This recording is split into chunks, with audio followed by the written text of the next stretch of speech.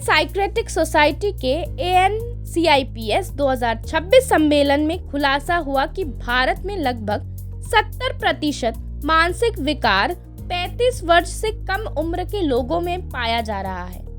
विशेषज्ञों के अनुसार मानसिक समस्याएं किशोरावस्था और युवा अवस्था में ही शुरू हो जाती है, लेकिन समस्या पर पहचान और इलाज ना होने पे ये गंभीर रूप ले लेती है। सम्मेलन में शीघ्र निदान, स्कूल कॉलेज आधारित मानसिक स्वास्थ्य कार्यक्रमों और नीतिगत हस्तक्षेप की आवश्यकता पर जोर दिया गया। आजकल के जो हमारे लाइफस्टाइल है उसमें क्या क्या हो रहा है जिसकी वजह से हम सोचते हैं कि मानसिक issues, problems, mental health issues बढ़ रहे हैं। मैं चंडीगढ़ से हूँ। मैं पिछले 50 साल से साइकियाट्री के फील्ड में हूँ। 1974 से लेकर के 50 से ऊपर साल हो गए मुझे। और चंडीगढ़ में मैं professor head department of psychiatry PGI की और डीन रही हूँ, रिटायर हुई हूँ। और हमारा जो पिछले 50 सालों में जो साइकियाट्री का, मेंटल इलनेस का के बारे में जो अनुभव रहा है, 2-3 चीज़ों के बारे में मैं आपको ये कहना चाहती हूँ कि मनोचिकित्सा, मेंटल इलनेस तो हमेशा से रही है समाज में, पहले भी थी, अब भी है। अब हमारी इसके बारे में जानकारी बढ़ गई है, हम समझने लगे हैं, इसके बारे में चर्चा करने लगे हैं और इसके बाद इसको हम तो कुछ तरीके से कुछ एक्सेप्ट भी करने लगे हैं। तो जो ये है साइकियाट्री, जो है स्टडी और साइंस ऑफ मेंटल इलनेस, वो साइकियाट्री है। तो ये पिछले 50 सालों में इसमें बहुत तब्दीली आ गई। पहले हमारे पास मानसिक जो बीमारियां होती थी उनका इलाज सही से और पूरा नहीं होता था और बहुत सी बीमारियों को हम कहते थे कि ये इनका इलाज नहीं है, तो ये क्रॉनिक चलती रहती थी। आज के समय में हम देखें तो मानसिक बीमारियों का इलाज बहुत इफेक्टिव है, बहुत कारगर है, बहुत सेफ है और जितने लोग इवन जो सीरियस मेजर मेंटल इलनेस के भी जो शिकार रहते हैं उनका हम इलाज कर सकते हैं। और 80-90% जो वो लोग हैं वो अपने आप समाज में अपनी लिविंग और अच्छे से समाज में, परिवार में, कम्युनिटी में रह करके अपना जीवन गुजार सकते हैं, काम काज कर सकते हैं। बहुत बड़ी ये उपलब्धि है, बहुत बड़ी एक चेंज है जो हमारी आई है अभी साइकियाट्री में। देश विदेश से लोग आए, हिंदुस्तान से तो सारे मनोचिकित्सक आए हैं, लेकिन देश विदेश से लोग आए हैं और हम चर्चा कर रहे हैं कि आने वाले डेकेड में मानसिक स्वास्थ्य को बेहतर बनाने के लिए, क्योंकि आज के समाज में मानसिक स्वास्थ्य से जुड़ी जो समस्याएं बढ़ रही हैं, आप देखें चाहे वो over exposure to social media है, चाहे हम फ़ोनों पे हमारा रुझान बढ़ रहा है, तो आज की लाइफ का जो सर्किट है, जो चलचित्र है, वो पिछले अगर आप 30 सालों में देखें तो बहुत जोर से बदल रहा है। तो चैलेंजेस भी बढ़ रहे हैं। हम एक बेहतर युग में है, एक बेहतर स्थिति में है जहाँ टेक्नोलॉजी हमारी मदद कर रही है, लेकिन अब जो AI की बम्बार्डमेंट हो रही है उससे, अब अगर एक छोटा सा उदाहरण लें तो आज से 10 साल पहले आपको अगर मैं पूछता तो आपको टिप पे 20 अपने खास दोस्तों के घर के फ़ोन नंबर याद होते थे। आज मैं आपको बोलूं कि आप शायद अपने घर में ही किसी का नंबर बता दें तो एक बार दिमाग पे जोर डालना पड़ेगा। तो क्या ये अच्छा है? टेक्नोलॉजी ने बहुत हमारा जीवन आसान कर दिया, लेकिन उसके साथ चैलेंजेस भी तो शुरू हो गए। क्या हमारा दिमाग उतनी वर्जिश कर पा रहा है? क्या उतना सक्रिय है? आज जो ADHD की समस्या बच्चों में बढ़ रही है, तो क्या कंसंट्रेशन नहीं कर पा रहे? लेकिन कंसंट्रेशन करने के लिए जिस चीज़ को हम मल्टीटास्किंग कहते हैं और हम बहुत खुश होते हैं, कहीं वो हमें हमारी केंद्रित करने की एबिलिटी, जिसे माइंडफुलनेस कहा जा रहा है, उससे कहीं हमें अछूता तो नहीं कर रही, कहीं दूर तो नहीं कर रही। तो हमारे साथ यहाँ पे आज डॉक्टर सविता मल्होत्रा हैं जो अध्यक्ष हैं, प्रेसिडेंट हैं इंडियन साइकियाट्रिक सोसाइटी की। हमारे साथ डॉक्टर PSS राव हैं जो कि प्रेसिडेंट इलेक्ट हैं इंडियन साइकियाट्रिक सोसाइटी के। डॉक्टर निमेश देसाई साहब हैं जो ऑर्गेनाइजिंग चेयरपर्सन है, एक वरिष्ठ मनोचिकित्सक हैं, इभास के फॉर्मर डायरेक्टर रहे हैं और मरीजों की समस्याओं के साथ उनके अधिकारों के लिए ये सब जो हस्तियां बैठी हैं, इन्होंने बहुत पिछले अगर आप देखें 20 साल में बहुत लड़ाई की है। और अब जो करंट एक्ट चल रहा है वहाँ हम ज़्यादा बात करते हैं मरीज के राइट्स की। तो उसको भी बैलेंस करने की प्रतिक्रिया क्या है, हम इलाज भी कर पाए लेकिन साथ वो ये है कि हमारे समाज में इसके बारे में काफी जिसे हम स्टिग्मा कहते हैं, स्टिग्मा है। स्टिग्मा का मतलब ये है कि नेगेटिव परसेप्शन, हम उसको बुरा समझते हैं, किसी तरह का एक किस्म का लांछन या एक किस्म की कमी या एक किस्म की कोई हमारी जो अवधारणा ये रहती है कि ये इंसान जो मानसिक रूप से जो बीमार है वो किसी तरह से कम है औरों के मुकाबले में। तो स्टिग्मा से ये होता है कि हम उन लोगों के साथ मिलना जुलना नहीं चाहते, हम लोग उनको देख करके उनको परे रखते हैं, डर जाते हैं, समाज से अलग रखते हैं, शर्म महसूस करते हैं। परिवार में किसी को हो जाए तो हम किसी से उनको जो परिवार के लोग हैं बताना, डिक्लेयर करना नहीं चाहते, और ये चीज़ें रहती हैं। वैसे भी आप देखो तो इवन मेडिकल प्रोफेशन में भी जो मेडिकल फिजिशियन डॉक्टर्स होते हैं, जब उनको पता चले कि इस पेशेंट को मेंटल सिम्टम्स हैं, मेंटल इलनेस के साइंस हैं और उसको साइकियाट्रिस्ट को दिखाना चाहिए, तो कुछ हद तक वो लोग भी कह देते हैं कि साइकियाट्रिस्ट के पास मत जाओ, साइकियाट्रिस्ट आपको क्या ज़रूरत नहीं है, वो आपको दवाइयाँ दे देंगे और दवाइयाँ आपकी बंद नहीं होंगी, और ये दवाइयाँ मेंटल इलनेस के लिए लेनी नहीं चाहिए। तो ये जो अवधारणाएं हैं इनको हम स्टिग्मा कहते हैं, इनको हम प्रेजुडिस कहते हैं, कि मतलब कि negative opinion about the subject, जो कि बिल्कुल आज के परिवेश में बिल्कुल बेसलेस है। मतलब कि इसका कोई ये सही नहीं है, बिल्कुल इनकरेक्ट है और बेसलेस है। मेंटल इलनेस उसी प्रकार से पहले इंडियन साइकियाट्रिक सोसाइटी के वजह से बस लोगों को हम बहुत आभारी हैं, क्यों बोले तो जो कुछ कर रहे हैं टीम के बारे में भी बोलना बोले तो डॉक्टर लोगों को समझाने का, सिखाने का एक बात हुआ। पर आप जानते होंगे तो टीम क्या है, रीचिंग द सोसाइटी बोले तो पब्लिक लोगों को कैसे रीच कर सकते हैं और इसके बारे में समझा सकते हैं। मेजर प्रॉब्लम हमको है क्या बोले तो लोगों को समझाने का इसके बारे में। दूसरे सब किसी को डायबिटीज है, हाइपरटेंशन है, ऐसा दूसरा सब बहुत आसानी से समझ लेते हैं और सब लोगों को बताते हैं कि मुझे बीमारी है करके। पर जैसा रईजा साहब बता रहे थे, गुप्त रोग वो तरीके से कोई मेंटल इलनेस बोले तो कोई मन की तकलीफ हो तो भी वो बोलने का, बात करने का, लोगों से शेयर करने का इसमें बहुत मुश्किल है। और एक जगह है हम साइकोसेक्सुअल मेडिसिन में बहुत इंपॉर्टेंट काम कर रहे हैं ऑलमोस्ट 3 डिकेड से। और कल मेरा प्रेसिडेंशियल एड्रेस है कि unmasking the shades of sexuality का।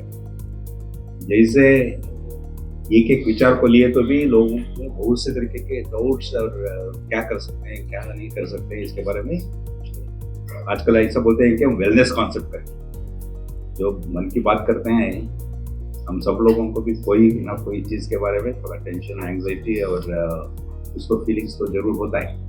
वो कैसे मैनेज कर सकते हैं, कैसा वो निभा सकते हैं और कैसे शायद समझो दोस्तों को, दोस्त लोगों को मदद कर सकते हैं। सुसाइडल आइडियाज ऐसे सब बोलते हैं ना, वो तो एक्सट्रीमली कॉमन आजकल। आप जानते हो कि इवन सुप्रीम कोर्ट हो या सब लोग बता रहे हैं कि कोई इंस्टीट्यूशन में हुआ तो आप रिस्पॉन्सिबल करो। बहुत पढ़े लिखे लड़के हैं और सब लोग इतने स्ट्रेस में जा रहे हैं कि वो जिंदगी कैसा निभाना। कारण तो बहुत हो सकता है, स्ट्रेस बोले तो जो कुछ भी हो, मैं थोड़ा मुश्किल कर रहा हूँ समझने में या मैनेज करने में। आजकल स्वीकार करना चाहिए। एक बात और आपके सामने रख दूं तो मैं बहुत बता देता हूँ। आप में से कोई भी एक डॉक्टर के घर जाए, है ना, अपने चाचा हो, फूफा हो या डॉक्टर हो, और बेटी ने, बहू ने या मेड ने दरवाजा खोला, डॉक्टर साहब हैं? हाँ डॉक्टर साहब हैं, लेकिन उनको तो बुखार आया, थोड़ा तो आराम कर रहे हैं।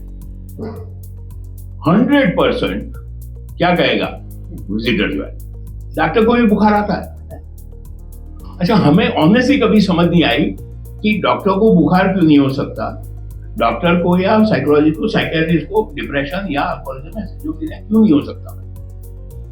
क्या हमें इस बात को और फैलाना चाहिए? क्या समाज के लिए अच्छा होगा, या कुंठा जो मैडम कह रही थी वो बढ़ेगा? या आप लोग भी डिसाइड करो, आप समाज को हमसे बेहतर जानते समझ। हमारे यहाँ डॉक्टरों को एक दर्जा दिया गया ना कि ये तो यहाँ बैठा हुआ है खुदा, हालांकि हम ऐसा नहीं चाहते। तो ये सवाल हमें भी कोई फाइनल आंसर नहीं, आप लोग इसका जवाब खुद ढूंढे।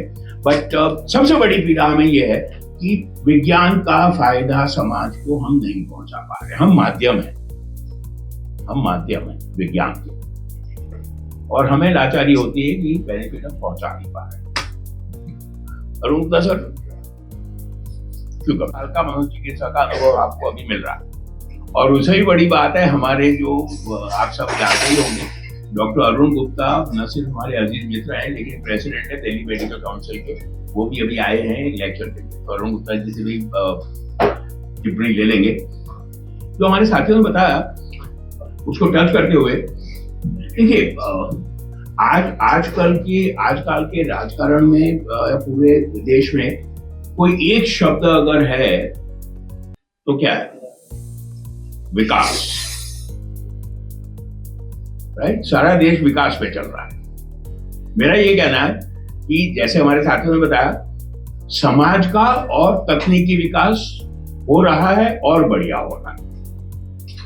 उसी के भागरूप मनोचिकित्सा के विज्ञान का विकास भी हुआ है, लेकिन उस विकास का बेनिफिट या फायदा जनता तक नहीं पहुंच रहा। तो हम जो यहाँ जमा हुए हैं, हर साल मिलते हैं, हर साल जनवरी में मिलते हैं। जैसे डॉक्टर दीपक ने बताया 77th कन्वेंशन है, तो 1947-48 में पहली बार हो गया था। जितनी देश की उम्र है उतनी हमारी इंडियन साइकियाट्रिक सोसाइटी की उम्र है। लेकिन हमें दिल्ली में चूंकि ये मीटिंग है, हमें और फिक्र हो रही है कि यार ये जो भेद है कि समाज का विकास हो रहा है, हमारे विज्ञान का भी विकास हुआ, हमने खुद देखा है अपनी नजर के सामने, उसका बेनिफिट हम समाज तक क्यों नहीं पहुंचा पा रहे। पिछले वर्जन में बात हुई थी, आप लोगों ने बहुत सारे रिपोर्ट भी किया था, अगर आप उसको पे गौर करना चाहें, ट्रीटमेंट गैप है 80%। लेकिन उससे ज्यादा आज जो मैं कहना चाह रहा हूं वो हम सबके तरफ से और विज्ञान की तरफ से, और ये डंके की चोट पे मानसिक रोगियों के 99% मरीजों का सफल इलाज सरलता से संभव है। 99%। कोई मानसिक रोगी आज की तारीख में ऐसा नहीं हो सकता जिसकी हम मदद ना कर सके, और फिर भी 80% लोग हमारे तक नहीं पहुंचते। एक तो हमें दुख है, हम लोग मिलते हैं, हमारे दुख की भी बात करते हैं, हमारे हक की भी बात करते हैं, जैसे हमारे साथियों ने बताया, लेकिन उससे ज्यादा हम सबको पीड़ा है कि समाज को हम जो बेनिफिट पहुंचा सकते हैं, जो फायदा पहुंचा सकते हैं, वो अभी भी नहीं पहुंचा पा रहे। चाहे वो सरकारी क्षेत्र हो, जिसमें हमें से कुछ लोगों ने 40-50 साल बिताए, कुछ लोग प्राइवेट सेक्टर में हो, क्षेत्र कोई भी हो, एनजीओ, प्राइवेट या गवर्नमेंट सेक्टर, लेकिन बेनिफिट नहीं पहुंच रहा है। वैश्विक स्तर पे मानसिक बीमारियों की तादाद कितनी है? 25%। तो मेरे पास एक स्लाइड है जो मैं अक्सर यूज करता हूं, आप लोग भी यहाँ बुरा न माने तो एक वो मिसाल डालना चाहता हूं। अपने अगल बगल में 3 दोस्तों को देख लीजिए, अगर वो ठीक लग रहे हैं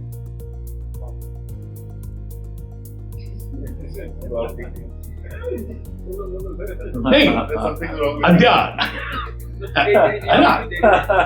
नहीं, और इसमें जैसे मैडम ने कहा कोई शर्मिंदगी नहीं, हम में से किसी को भी हो सकती है, सबसे बड़ा ये मुद्दा है, राइट? नहीं, लेकिन इसमें जो दूसरा आंकड़ा मैं बताना चाहता हूँ, प्लीज इसको समझिए। ये ग्लोबल फिगर्स है, 25%, 4 में से 1। इंडिया में फिगर्स अभी भी सिर्फ 10 से 12% है। हम बहुत अच्छे दौर से अभी भी गुजर रहे हैं पुराने मूल्यों के कारण कि हमारे यहाँ मानसिक बीमारियों की तादाद विश्व के मुकाबले आधी है या आधे से कम। सवाल यह है कि क्या हम इस बेनिफिट को बनाए रख पाएंगे, या जैसे पाश्चात्य ढांचे में विकास होगा और डेवलपमेंट होगी, टेक्नोलॉजी आएगी, तो क्या हम भी यूरोप और अमेरिका की तरह उतने ही 25% में आ जाएंगे? क्या हम इसको बचा सकते हैं? तो 2 मुद्दे, एक बार फिर समीक्षा करूं, जो बीमार हैं उनका इलाज कैसे हो, और नए रोगी होने से कैसे समाज को बचाया जाए। आप जिस पे सवाल और पूछना चाहें यार सारे, है ना? तो मैं अपने रिमार्क्स यहाँ खत्म करता हूं, लेकिन ये 2 आंकड़े, 99% लोगों का इलाज संभव है, और भारत में विश्व के मुकाबले अभी मानसिक बीमारी आधे से भी कम तादाद में है। तो जो 4 वाला पर एग्जाम्पल है ना, हंसने वाला, उसमें उसके लिए आपको 9 जनों को देखना पड़ेगा। देख लो सर, हम तो तैयार हैं आइडेंटिफाई होने को। अच्छा सच में जोक सपाटी दूसरी बात है। मतलब ये है, और बच्चों को जैसा स्ट्रेस को हैंडल करना, हम सब लोगों को सक्सेस के बारे में बता रहे हैं, पर फेल्यूर कैसे हैंडल कर सकते हैं इसके बारे में तो बहुत सी मुश्किल है। ये सब यंग पीपल को सिखाने का, डॉक्टरों को रेडी करने का, और समाज को जितना जैसा भलाई के बारे में वो मैसेज भेजने का है, ये काम में कॉन्फ्रेंस कर रहे हैं। हम तो जो मैसूर से आए हैं, पर extraordinarily beautifully organised, very grateful. And any questions are there, you just go. मैं निमेश जी देसाई 40 साल से मनोचिकित्सक हूँ और शादरा में जो इबास नाम का इंस्टीट्यूशन है उसमें आ रहा हूँ 23 साल। जी अच्छा, मुझे एक बात जाननी है कि अगर हम कोई भी माइंड चेंज करें तो किस तरीके से कर सकते हैं, क्योंकि आजकल की जो जनरेशन है, जो युवा शक्ति है, जो टेंशन में जाता है। रोजमर्रा की सोच की समस्या है वो तो अपने खुद की कोशिश या मित्रों की मदद से कम कर सकते हैं।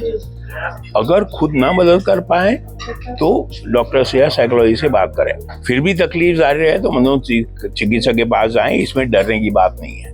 तो 3 लेवल हुए: self help, family and friends and professional. अच्छा, और योग और ध्यान का इसमें क्या अहम रोल है? योग और ध्यान का बहुत रोल है, लेकिन इलाज के साथ।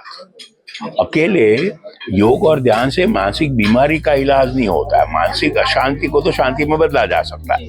तो योग का फायदा हो सकता है मामूली तकलीफ के लिए, और जैसे शारीरिक स्वास्थ्य में भी है, योग से अकेले कोई शारीरिक या मानसिक बीमारी इलाज हो जाए ये नहीं होता। तो नई टेक्नोलॉजी के हिसाब से आप किस तरीके से देखते हैं? नई टेक्नोलॉजी बहुत अच्छी है। नई टेक्नोलॉजी मानव जाति का नुकसान भी उतना ही कर रही है। 2-धारी तलवार है ना। तो जैसे हर नया आविष्कार 2-धारी तलवार रहा है। जब आग का आविष्कार हुआ गुफा में, जब चाकू का आविष्कार हुआ या एटॉमिक एनर्जी का आविष्कार हुआ, अच्छा भी है बुरा भी है। हमारे ऊपर है कि हम उसको कैसे इस्तेमाल करें। तो जो सिस्टम है, हम लोग किस तरीके से देखते हैं कि हम किसी भी व्यक्ति को, कितने भी जो युवा शक्ति, किसी को भी हम किस तरीके से सही रास्ते पे ला सकते हैं? मानवीय संबंध बढ़ाएं, सामाजिक ताने बाने और सुदृढ़ करें, स्क्रीन टाइम कम करें, और जब तकलीफ हो तो किसी की मदद मांगने में झिझक ना करें। लेकिन आजकल की जो जनरेशन है झुकना नहीं चाहती। हाँ, हमें उनको सिखाना पड़ेगा कि कबीर ने कहा था कि पेड़ तूफान में वही खड़े रहते हैं जो लचीले होते हैं, है ना। जो पेड़ सख्त होते हैं सीधे, वो टूट जाते हैं। जो थोड़े लचीले होते हैं वो तूफान में झुक जाते हैं, तो वो जीवित रह जाते हैं।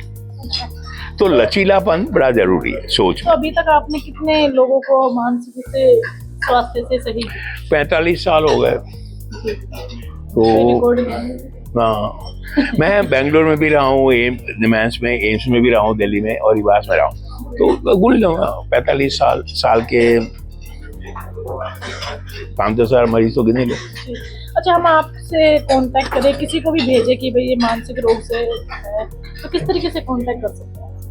WhatsApp message, technology 9810797933। तो ये आप किस तरीके से, मतलब आपकी जो संस्था है फ्री ऑफ कॉस्ट करते हैं या पेड? मैं 40 साल फ्री ऑफ कॉस्ट किया हूँ, लेकिन हम फ्री ऑफ कॉस्ट भी करवा सकते हैं गरीबों के लिए, उसमें कोई दिक्कत नहीं है ना। जो जैसे स्वास्थ्य सेवाओं में जिनके पास साधन है वो प्राइवेट में इलाज कराएं, जिनके पास साधन नहीं है वो सरकारी क्षेत्र में जाएं। ठीक है, अभी हमारे पास है कुछ ऐसे लोग जो बैकवर्ड एरिया से आते हैं, तो हम श्योर कर लेंगे, नो प्रॉब्लम। बाय।